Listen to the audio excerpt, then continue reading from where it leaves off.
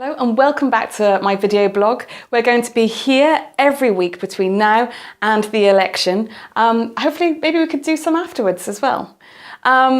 We've had a few comments, people engaging with the blogs, and there's been lots of comments about my hand gestures, and I'm really sorry, but that's just how I talk. And in fact, one of my friends says they never know where the emergency exits are with me, if they're here, here or here. So I'm sorry, but the hand gestures stay. There was also comments saying that it was a scripted piece, but actually with the run-up of the short campaign, we haven't got time to script things like this. So it is just a really quick update of my week, update of the week in politics here and now. And what an exciting week it's been. You've seen Natalie Bennett in the debates and what a fantastic job she did. It was so refreshing to see women involved, so refreshing to get that anti-austerity voice involved. And we're really seeing a change in politics instead of the similar politics to the past. And it's, as I said, it's thanks to you and the pressure that you put on to decision makers that made that happen. We've also, this week, it's been an exciting week because we had our broadcast released. And that was pretty interesting. It's been a Marmite political broadcast, I think, and has divided opinion. And I think what we need to remember is how important this broadcast is. We've seen 750,000 people watch that broadcast online alone. And what I see on Facebook and what I see on Twitter is that people who don't normally engage with politics, engaging with the Green Party and engaging with this general election. I think we're really proving that we need to bring politics into the 21st century, and things like crusty old broadcasts of the past aren't going to remain the same, that we need to be making sure that that politics relates to the audience of today. We've also had an exciting week. I thought that yesterday was just going to be a normal day, but woke up, switched on the Today programme, and the hot topic of yesterday was Trident. Now, Trident is our nuclear submarines that cost the taxpayer £100 billion in their lifetime.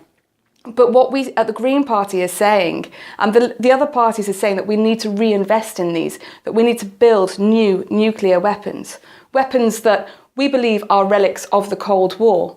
In fact, even former defence secretaries, so, I don't normally quote Michael Portillo, but Michael Portillo said that these nuclear submarines are past their sell-by date. And the fact that it's a waste of money, when what I hear people up and down the country, is that people want investment into their NHS, into their public services, into their schools. And we need to make sure that we're investing into a country of today and not investing into relics of a war of the past. We've also, today we have a health warning across the southeast.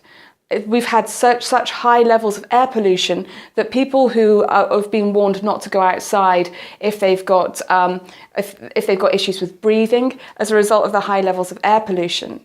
This has been something that Greens have been campaigning on for decades, and changes need to be made because this issue is increasing every year. And we need to be making sure we're investing in transport that doesn't emit these polluting particles. We need to be making sure we're investing in cycling and investing in walking. And when you look at countries like the Netherlands, like Denmark, they've had schemes that have completely changed their cities and made sure that investments are into these low carbon transports. We also, we had a question from Adam on YouTube about diversity. Well, actually, sorry, about scientists, and talking about scientists in politics. And I really love this question because as someone who's got a science background, I think it's really important that we have more diversity in politics. That's diversity in terms of gender, in terms of background, in terms of ethnicity. We need to be challenging the fact that we do have the same old politicians going into politics. Actually, the Green Party have challenged this. This week, we've actually been denied standing joint candidates. Now, this is an idea of making sure that we get more women represented and people with disabilities. Voices that are so important because only people with these backgrounds can make decisions on how their lives are impacted by politics.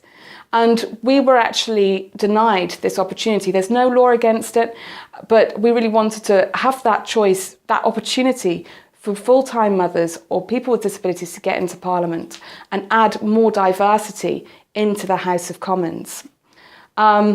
This week I've been campaigning up and down the country. I was in Liverpool last weekend and it was really exciting being at Sefton Park with our Green Party banners and cars going up and down the road beeping in support of the Green Party. It really felt like if the election could be won or lost based on that road alone, that Martin Dobson would be the Green MP for Liverpool Riverside. I mean, I feel like there's a joke about cars there, but... I've also was there for the release of the Kenny report. Now, this report, this is the third report. You can look at it at www.kennyreport3.com. And this report is written by young people for young people, showing that basically young people can break the Westminster bubble, but making sure that politics is relevant to a generation. I definitely check it out. It's a really good report. This weekend, I'm going to be doing a tour of the south of England. There's 8 locations in 3 days, and so I will update you about that next week. Don't forget to subscribe, don't forget to comment, and I look forward to seeing you then.